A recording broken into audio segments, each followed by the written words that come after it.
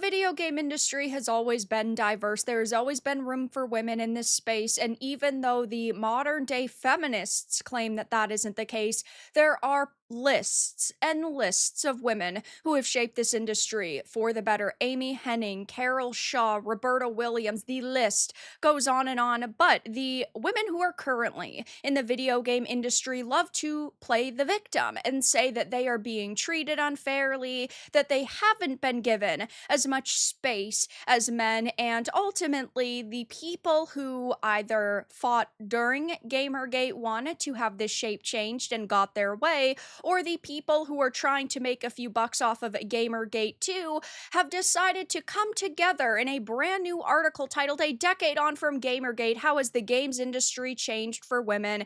And they all talk about how unfair this space is for them.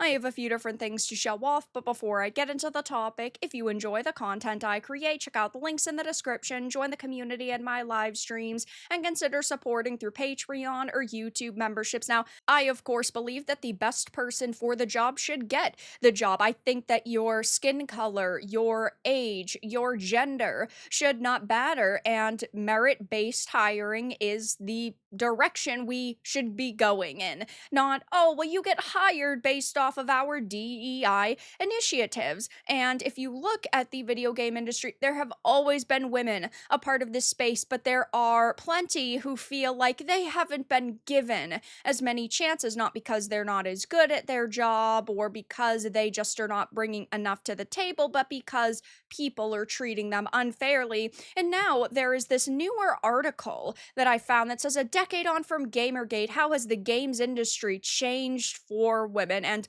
I'm sure you already know that even though the industry has drastically changed, in my opinion, in most ways for the worse, there are going to be people here who say it's not enough, because it's never enough for these types. The Anita Sarkeesians, the Zoe Quinns, they will stop at nothing to see the industry continue to change. So it says in 2015, a developer survey from the International Game Developers Association found that 22% of respondents identified as women. Not that they are actually biologically women, but they identify as one. Almost a decade later, in a similar survey by GDC, the figure has increased only slightly to 25%. But even if the percentages have barely shifted, have things improved for women working in the industry over the past decade, especially since the dark days of the Gamergate era? Oh yeah, guys, it was such dark days when people were bringing up ethics in journalism. Of course, we know that Gamergate is now labeled a harassment campaign and that it was a targeted campaign against women, and that all women were being harassed. That isn't the case. It was raising questions about journalism, about their ethical code, and about how there were people who were offering favors for positive reception towards their games. It says, though, GamesIndustry.biz spoke to some of the sector's most influential women about how they've seen attitudes change and, crucially, what steps are still needed to encourage and retain female talent. Now, I'm not going to go through every single person on this list. Most of them you guys will not know. There are a few here, like Brenda Romero, who obviously you'll know the name of. There is, of course, Jennifer Hale, amazing voice actress, and Laura Kate Dale, who I know you all remember. But let's talk about Laura Kate Dale, because this is the most controversial figure on this list. It says they are an accessibility consultant and games reporter. Now, I, of course, am not going to tell an adult what they can and cannot do with their life, but I, as a woman, someone who was born a woman, someone who has always been a woman, and someone who is not confused about being a woman, find it a little bit offensive that somebody who was not born a woman is speaking for women in this space, but that's just my opinion, I guess. It says in 2015, Laura Kate Dale was employed as a full-time games critic and recalls it being a really weird time to be a woman in the games industry, with the impacts of Gamergate palpable. It was a time when an increasing number of outlets wanted freelancers to write personal perspective pieces about their experiences with gaming, but in many cases were either uninterested in or not prepared for what it would mean to protect those writers if those pieces drew the ire of the online right, of course.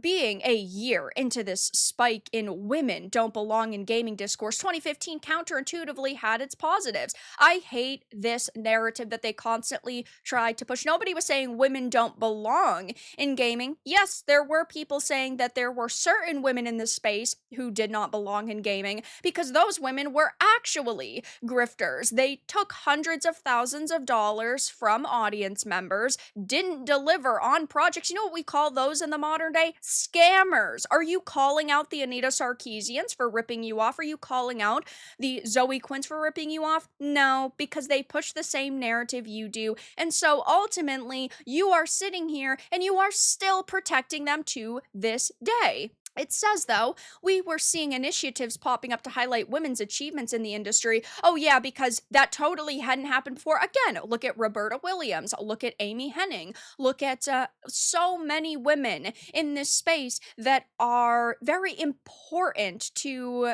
either studios or they helped shape iconic characters. But you need to ignore those women's opinions. You need to ignore those women's accomplishments, and really you need to ignore their existence so someone like you can get a spot in an article like this. Pretty pathetic, in my opinion. Dale says that things are better today, even though the GamerGate era anti-woman sentiment is still around. Now it manifests as fury at female characters who aren't considered attractive enough, anger at non-white women or queer women being employed, anger at women portrayed as strong or violent in fiction, and anger at the existence of cultural sensitivity consultants employed in roles reducing negative tropes in narrative. So, of course, everybody who is on their side of the political spectrum, anybody who is receiving any sort of criticism that happens to be on the left is suddenly a victim. I don't know, maybe you need to actually sit down and realize why gamers are so upset right now. You have Sweet Baby Inks infecting this industry. They take a piece of work and push political propaganda in this industry, which of course gamers are not going to like. You see female characters replacing male characters for the sake of diversity, and I'm fine with inclusion and diversity when it's done naturally, but you see characters like Joel being killed off to make way for Ellie so she can be the light at the end of the tunnel. Oh, you've got Marvel characters, Riri Williams replacing Iron Man. Why? Oh, because we need a black woman as the lead. You know, this is the issue, is that you're not trying to create a space for these characters. You are trying to use those characters to replace the ones that you personally don't like. That is a major issue. And of course, I will say it again, as I always do, I'm a woman in this space, and the most hatred I've ever gotten is from the left. I get emails and posts and messages constantly of people telling me to kill myself. And who are they? Well, they're not by the right who are saying, oh my gosh, a woman in our space. No, it's from the leftoids who don't like my opinions. I thought I was a woman who was allowed to have her opinion. Yeah, it's the left that's trying to silence me. Shocker there. Here we've got Allison Lacey, the COO at Radical Forge, talking about sexism. There does seem to be a lot more discussion about diversity of all kinds, which is great, as well as more avenues for support and mentorship for women. Certainly, in the studios I've worked in since returning, I haven't experienced any sexism or harassment, but I was disappointed that the gender split hadn't moved on very much, particularly in engineering roles and roles at a senior level. Maybe it's because there weren't any women who were qualified for those positions. Have you ever really thought about that? So, of course, it's never enough. You are sitting here saying, oh yeah, the space is much more welcoming and there's much more diversity, but suddenly it's not good enough because women are not being handed these higher level positions. This is why people are not taking you and your ilk very seriously. Here's Kat Shannon, a communications consultant. Interesting how there's several consultants on this list because they're not actually talented enough to to become game developers. But they said a decade ago we were in the midst of Gamergate. They had overseen campaigns for franchises like Star Wars, Harry Potter, and Fortnite. Many of us hoped it would be an inflection point for the industry, that in recognizing some of the toxic behavior previously nurtured and given safe harbor in our industry, there would be a material change. The reality is that online trolling was just the tip of the iceberg. We were still very much a boys' club, and even within big corporations, sexism, misogyny, pay inequality, and abusive behaviors towards women were tolerated.